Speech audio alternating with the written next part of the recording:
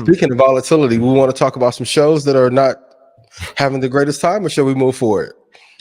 Who are you talking about? What show are you talking about? What's the blueprint to having a long-term running media empire and show, Rashad and Troy? Well, we can skip it. Positive relationship. There's a lot of breakups happening too. Troy, do you have any marriage advice for those who may be going through a tough time? Yeah. Communicate openly. Communication is the key. And I've been big on being present for everyone in moments where you have allocated time. So if I've made a day and I've said I'm allocating to this, I'm dedicated to that, then my full presence is there in that moment. But as far as like our shows, I think communication is the key. Mutual respect is key, and value add. Gotcha. I think those are the three components that we've seen some people lack.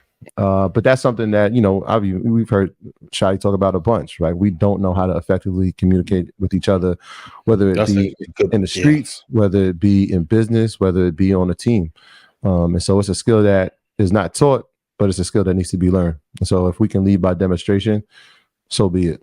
I would say as far as breakups, it almost impossible that it ever works out. 90%, there's always exceptions to the rule. 90% of people, when you look at music groups, when you look at podcasters, people that left, they never made more money than what they did when they were with the band.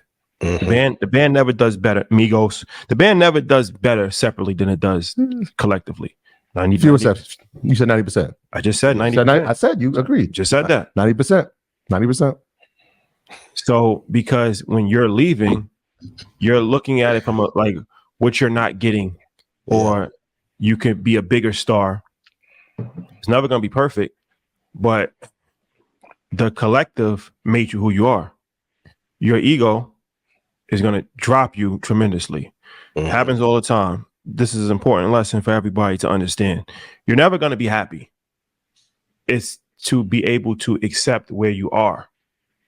There's always going to be work harder to not be in that spot that you're in if you don't like it too. That's the other part I don't think that's talked about enough, is like bring more value then if you want more value to be given to you. Yeah, or just accept it. Like Dennis Rodman, right? Accepted his role as a rebounder, as a defensive player. Never was a 20-point scorer, never led the league in assists, never, but that's his role for the team, right? You leave the team, now you put your career at jeopardy. So I think it's important to understand your role for the team and accept it and be okay with it, because when you leave, 9 times out of 10, you're going to be in a worse situation than you were previously. Very rarely do you leave and you're in a better situation. Happens, but most of the time it doesn't. Yeah. Most of the time when these groups break up, they're never the same. Can I ask something? 112 was never the same. The Jagged Edge was never the same. 112. Drew Hill got 6 numbers. Fat Boys was never the same. Rest in peace. Can I ask something to what your point? Because what you're saying is Rockefeller Records was never the same. Yeah. To the point of accepting your role. Inside of that acceptance, it needs to be a level of excellence inside of it, right? So like if this is going to be my role, then I need to be exceptional at it. Yep. I can't be mediocre at it. Like I need to be exceptional at it. So that analogy we use with Rodman, yes, when he was on Detroit, he accepted that role, but he made it a challenge to say, I'm going to be the best defender. I'm going to be the best rebounder. I might not be the best teammate, right? Or maybe he is. Some of his teammates will say he is, but I'm going to be exceptional at the thing that my role has mitigated me to be. And most people don't do that. They'll say, all right, this is my role. Well, this is my role. This is what I got to do. Nah, be great at it.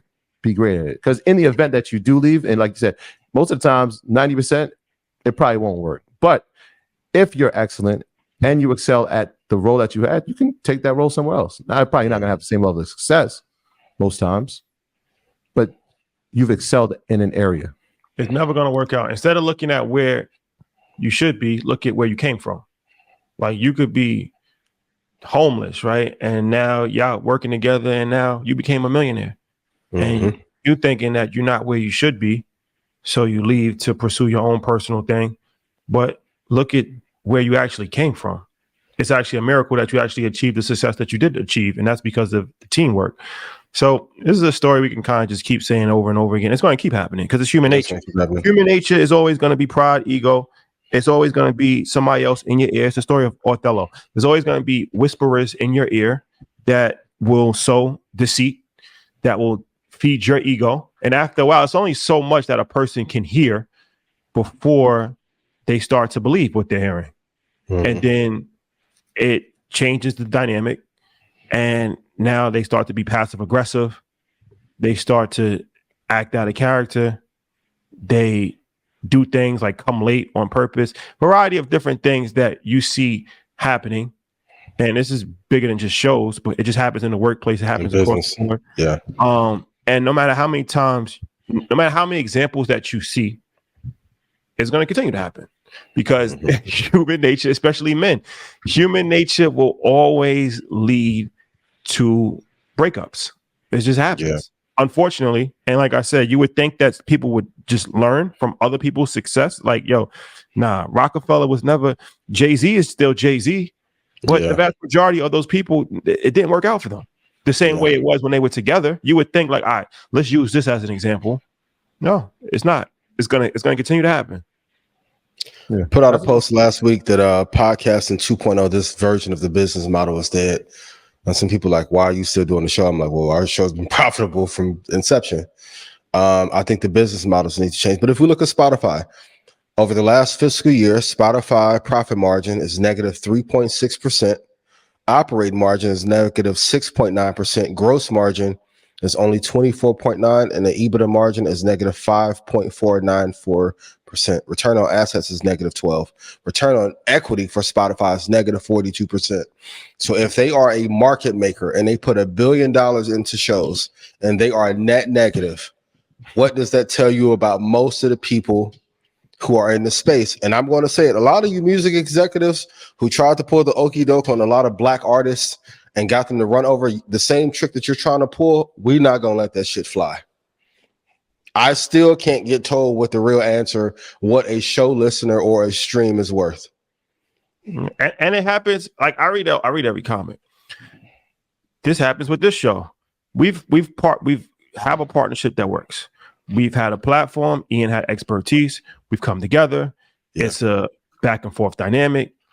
It's a ask questions, answers the questions. We add our commentary to the questions. It's been a successful formula here. We've done shows. We've done a world tour. Made money. Mm-hmm. This is a formula that has worked. And I see comments every once in a while, but I see comments. Ian, I can't wait for you to leave and do your own show. Well, that's you're sowing a level of deceit that it's not needed. Yeah. But it's also speaks to the level of dysfunction that we have as people. I won't even say just black people, just as people, right? Yeah. Whenever something works too well, we want to ruin it. Mm-hmm. You want to ruin it. Change.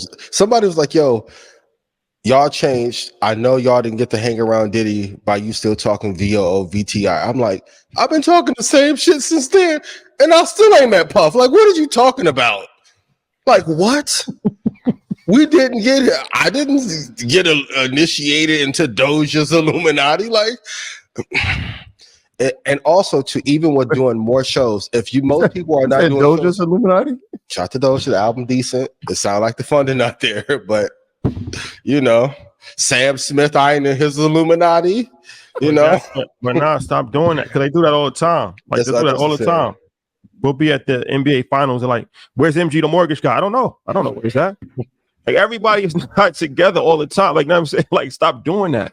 I think oh my God. But they together all, like it happens. If you're not somewhere, right, and I'm there, the first thing I'll ask, like, I could be with my where's Bashada? Mm-hmm. Probably with his family. I don't know. They see us together all the time. But stop doing that.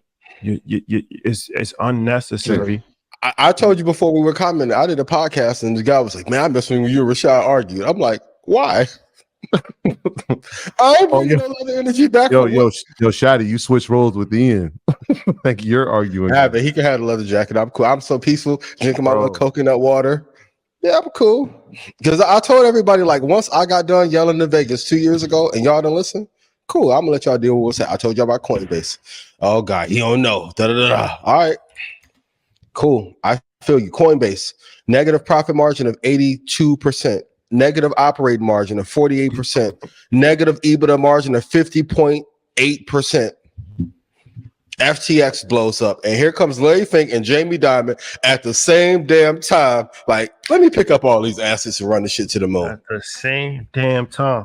And once again, this is the last thing I'll say about this as a business, because this is a business lesson here. It's only gonna work if everybody can put their egos aside, if everybody can accept their roles, and if everybody's eating. That's the only way it's gonna work. It's not gonna work. If one of those things are missing out the equation, it's not gonna work. Everybody has to eat. Everybody has to put their ego aside. Everybody has to accept their roles, and everybody's roles are different. And you have to be okay with that. You have to be okay that sometimes people will excel faster than you, and they will have different opportunities that you don't have. And that's something that you have to be okay with. Everybody can't be Joe Montana. Everybody can't be Deion Sanders. Everybody can't be Michael Jordan, right? These are all champions. The reason why I use these examples because everybody won a ring. Everybody made money. Now, Michael Jordan made more money than Craig Elo. He did. His talent was better. He's more of a special person. Yeah. He's more of a special person. I'm saying Craig Elo's not a champ. Steve Curry would be better. Steve Curry. Oh yeah. So when you're in your business, accept that. Be okay with it. And that's how everybody's going to accelerate. The moment that you don't accept it and the moment that you try to fight against it, well, Kevin Durant left one of the greatest teams of all time. There's no need for that situation to happen. It was internal issues from a variety of different people inside of the organization. Shout out to KD. I'm not blaming him, but I'm just saying this is a perfect example. You have literally one of the greatest teams ever assembled. There's no need to break it up. There's no need to break it up. Got rid of Draymond? Pride and ego. Not accepting your roles. Not accepting people that are higher levels than yourself. Yeah. This goes back to Cain and Abel. This goes back to the beginning of time. That's a great example. This goes back to the beginning of time. Like, I mean, we have to stop doing that because it's never going to be the same. It's never going to be the same. That's a great example. Jordan Poole called him an expensive backpack. You deserve that punch. Once that came out, I was like, bro, what you expect? But that was what I mean. That's what he said, right? Like when they got in that argument versus the Clippers when he didn't pass on the ball and there was no repercussion for it, he realized that the dynamics had changed and this was going to be somewhere he could stay. Yep. Be mindful, ladies and gentlemen.